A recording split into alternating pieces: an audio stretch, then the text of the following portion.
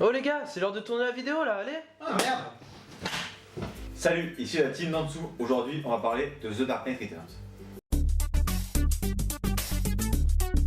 The Dark Knight Returns est le comics dont est le plus inspiré Batman vs Superman, même s'il n'est pas le seul. Ils ont donc fait un film inspiré de ce comics, mais aussi un film d'animation. On va donc voir les ressemblances et les différences entre le film et le comics. On va se focaliser en particulier sur la partie 3 et 4 du comics qui se rapproche le plus de Batman vs Superman. The Dark Knight Returns se situe 10 ans après que Bruce Wayne ait décidé de raccrocher son costume. Dans Batman vs Superman, on retrouve aussi un Batman qui porte son costume depuis plusieurs années. On ne sait pas depuis combien de temps, mais il est déjà assez âgé. Et donc c'est pour ça qu'il tue des gens.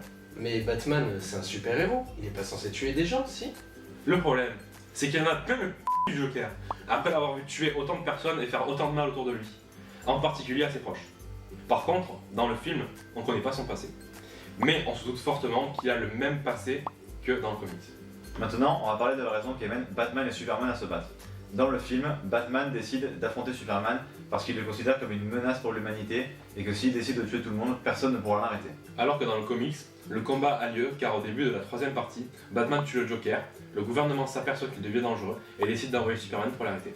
Oui, malgré le fait que Superman soit réticent, il finit par y aller. Mais du coup, Superman il le défonce puisqu'il a des super pouvoirs, et Batman non. Mais il est encore plus con que la dernière fois lui ou quoi?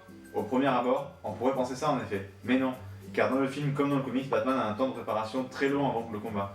Ce qui lui permet d'exploiter les points faibles de Superman, en l'occurrence la kryptonite, et de se fabriquer une armure qui résistera au mieux aux coups de Superman, et aussi de choisir et de préparer son terrain avant le combat. Ah, ok. Par contre, dans The Dark Knight Returns, Doomsday n'apparaît pas.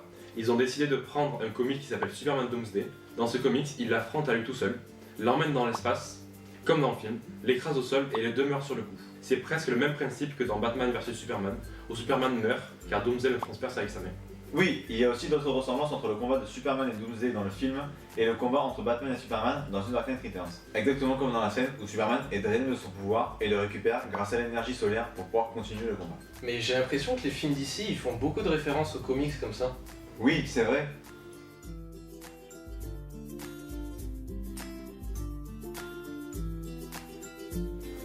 Voilà, j'espère que la vidéo vous aura plu et qu'elle vous aura donné envie d'aller lire le comics.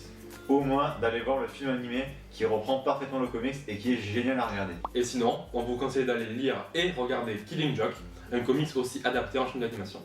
N'hésitez pas à liker et commenter la vidéo et à vous abonner à la chaîne. À aller voir les anciennes vidéos. Et à liker nos réseaux sociaux. Et à dans 2 semaines pour une prochaine vidéo.